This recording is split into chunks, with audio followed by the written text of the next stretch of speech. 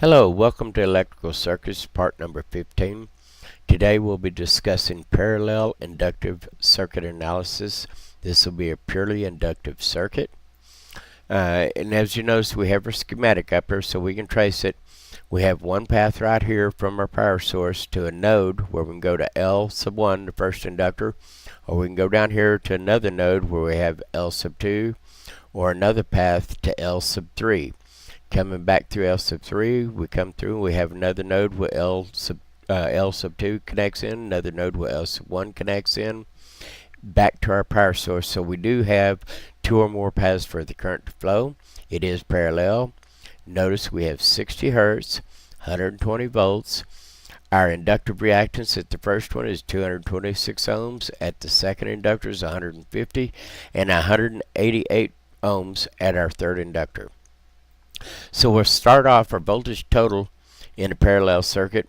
It remains constant across all branches. So V sub 1 is equal to V sub L1 is equal to V sub L2 is equal to V sub L3, which is equal to 120 volts. So we can populate V sub 1, 2, and 3 with that 120 volts.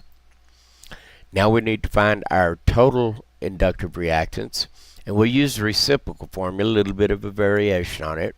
It'll be 1 divided by, open our parenthesis, 1 divided by x sub L1 plus 1 divided by x sub L2 plus 1 divided by x sub L3, close our parenthesis. And we populate those x sub L1 with 226 ohms, x sub L2 with 150 ohms, and x sub L3 with 188 ohms. It'll give us 60.93 ohms. Now really in reality we could call that 61 ohms, we could call it 60 ohms, because again our calculations are a baseline that we use to compare, are we in the ballpark.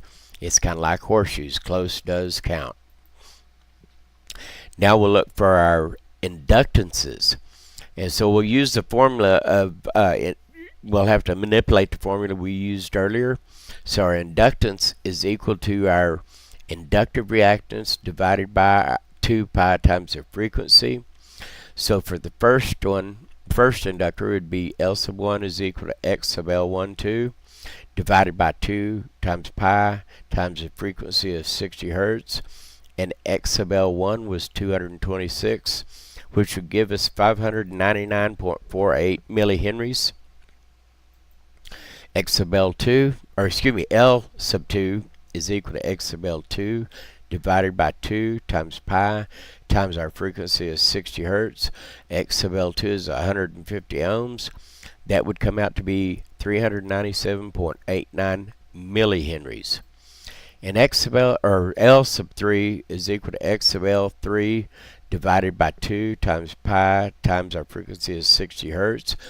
X sub L3 is 188 ohms, and that would give us 498.69 millihenries.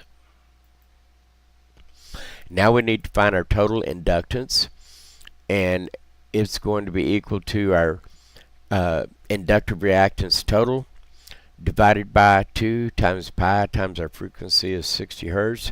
Our total inductance that we calculated earlier, or total inductive reactance that we counted earlier, is 60.93 ohms. And when we plug that in, it gives us 161.62 millihenries for our total inductance of this circuit.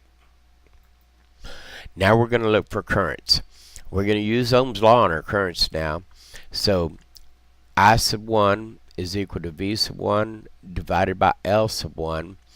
So even though our voltage is 120 across all branches, we still want to be specific with which voltage. That way when we switch back and forth between series, parallel, we don't get confused. We know exactly which voltage we're talking about. So 120 volts divided by the 226 ohms is going to give us 530.97 milliamps at that first inductor. The second inductor, the current at the second inductor would be equal to V sub 2 divided by x sub L2. So 120 volts divided by 150 ohms would give us 800 milliamps. I sub 3 is equal to our voltage at the third inductor divided by the inductive reactance of the third inductor, so 120 volts divided by 188 ohms is going to give us 638.3 milliamps. Now we need our total current. So our total current is I sub t is equal to V sub t divided by X sub LT. We calculated that earlier. So we have 120 volts divided by 60.93 ohms, giving us a total circuit current of 1.97 amps.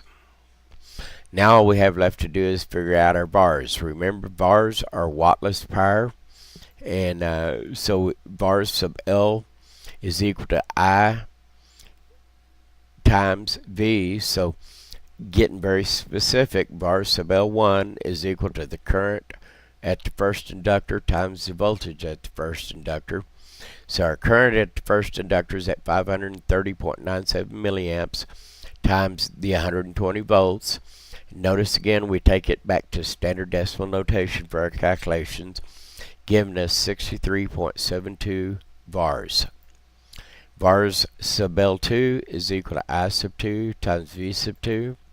So VARs sub L2 is equal to 0.8 times 120 volts equals 96 VARs. VARs sub L3 is equal to I sub 3 times V sub 3. And so our 0.6388 amps times our 120 volts gives us 76.6 VARs. And now we need our total. VARs sub LT is equal to our total current times our total voltage, which will give us 236.4 VARs. Now we have our list of our calculated values. We're ready to go out and measure the current. Are we in the ballpark? Go look somewhere else. If we're way out of the ballpark, off in right field, you need to look at that part of the circuit a little closer. That concludes part 15 of our tutorial series. Thank you.